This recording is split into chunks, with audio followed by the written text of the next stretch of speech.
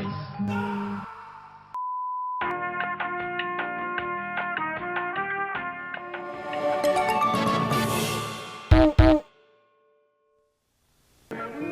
That's why in this changing world, there are at least two things you can count on. Children are still children, and Fisher Price is still Fisher Price. The chatter telephone, or chatterphone, is a pop culture icon. From family movies to horror movies and even cartoons, we see its influence everywhere. So where did the chatterphone come from? In the 50s, a man named Ernest Thornell had a young daughter named Tina who would drag around a metal phone when she played around the house. Ernest had the idea to put a string and wheels on the phone and added a bent axle so that it could move its eyes. Once Ernest was finally finished with his idea, he introduced it in 1961 to Fisher Price as its original name, the talkback phone. The concept was that it could teach children how to dial a number on a phone, as it had a rotary dial that rings a bell. Its original version was also made of wood, so if you're looking for one of these toys and want to know if your chatterphone is original, just turn it over and see if it's wooden on the bottom. In 1962, the talkback phone was finally changed to the chatter telephone. It made a smiling face when its string was pulled and made a chattering sound, hence the new name, chatter telephone or chatterphone. Because technology has evolved over time, the chatterphone has also undergone a few different changes. In the 2000s, there was a modern version of the chatterphone without the rotary dial in an effort to modernize the toy to keep up with the pressures of the changing world. Nostalgia came to the rescue when the customers preferred the older style.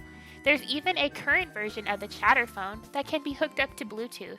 Fisher Price has always tried to keep up with the changing world, introducing the pop-up pal chime phone in 1968 that had a more modern phone design and pressable buttons instead of a rotary. Although it wasn't the chatterphone, the aim was still to introduce children to the world around them and help them use a phone. Dialing the numbers results in the phone popping open to reveal a little girl on the phone talking back to you. Over the years, the chatterphone is one of Fisher Price's most iconic and best-selling toys of all time.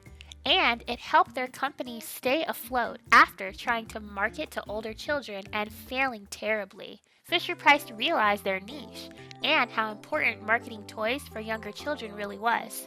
This became their biggest strength. Nowadays, you can buy an authentic reproduction chatterphone or a more modern and updated form. I for one love the authentic one myself because I feel the design does have a little bit of a clown element to it, and I find it really sweet, cute, and nostalgic. But not so fast. Before you go, here are some fun chatterphone facts. Fisher Price tried to send the chatterphone into space in 1985 on the STS-51D space mission, but NASA needed more time to test the toy and the safety of it in space, so it was rejected. Sorry, chatterphone, you didn't get to go to space. The Powerpuff Girls Powerpuff Hotline phone shares many similarities to the chatterphone.